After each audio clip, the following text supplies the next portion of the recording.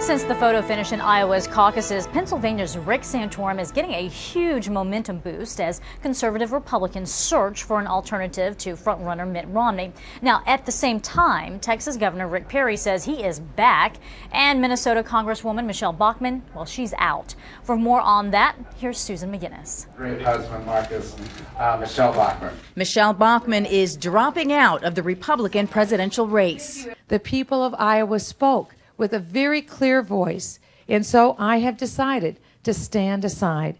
The Minnesota Congresswoman finished sixth in the Iowa caucuses, beating only John Huntsman, who did not campaign here. I have no regrets, none whatsoever. We never compromised our principles, and we can leave this race knowing that we ran it with utmost integrity.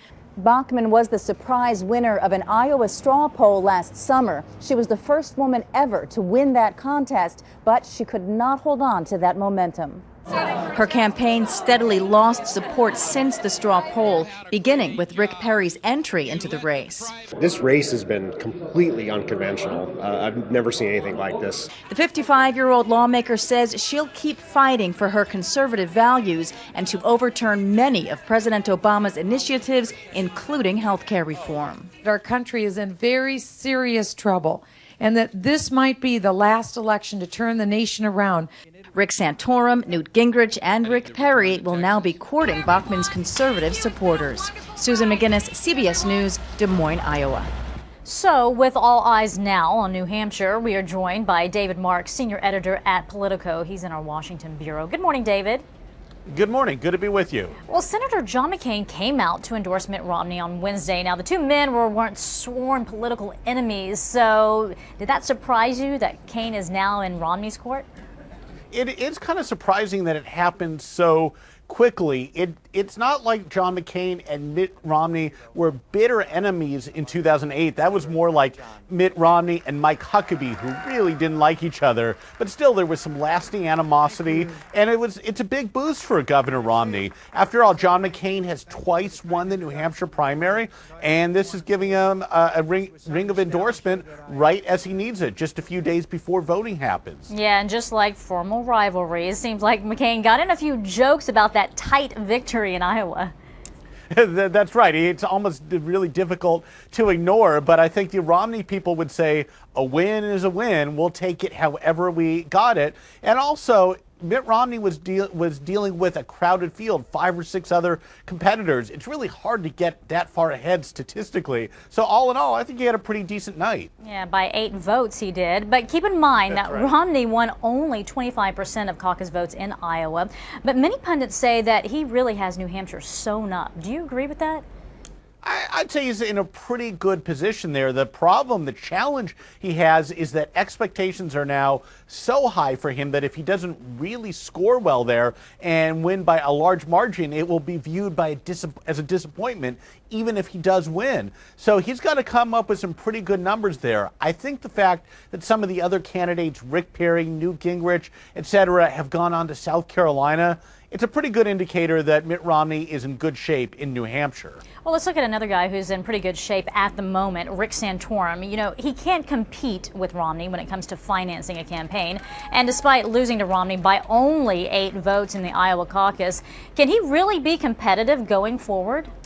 I think it's going to be a big challenge. The Santorum people say that they've raised a ton of money since his near win in Iowa on Tuesday night, but it remains to be seen if he can really finance a campaign, not just in New Hampshire, but down in South Carolina, more importantly, in a state like Florida, which has its voting coming up toward the end of January. So that's a lot of financial resources Rick Santorum needs to gather in, and quite quickly. Well, when you say he's raised a ton of money since the caucus yesterday, how much are we talking? It depends on the figure that they discuss. It's not written down yet. They don't have to report it, but it could be in the tens of thousands of dollars. This campaign's going to cost a little bit more than that. Well, exactly. That'll pay for a few television commercials in Yeah. New Hampshire, maybe 1 or 2 in South Carolina, but that's about it. Yeah. All right. Well, Texas Governor Rick Perry says he is still in it, but if his numbers in South Carolina are soft, can he really stay in this race? It's not clear why Governor Perry is staying in the race. At his speech on Tuesday night, when the Iowa results were rolling in, which he did not do very well, he came in fourth, he sort of hinted at dropping out. It's not clear why he's staying in.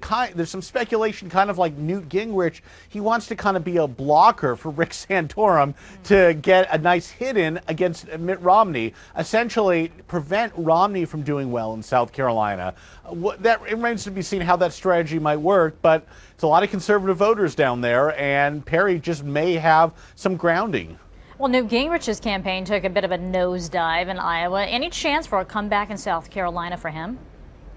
It's possible. After all, he represented neighboring Georgia. There's some similarities there. But again, at this point, I think it's mostly revenge against Mitt Romney. There seems to be some real animus toward the Romney campaign by Newt Gingrich, and that's when Newt Gingrich does best, when he's angry, when he's fighting, when he's in the minority. When he tries to play Mr. Nice Guy, it's not very sincere, but when he can use his sharp debating skills, some would say his poison tongue, that's when he's at his best. And very quickly, Ron Paul, he did pretty well in Iowa, came in third.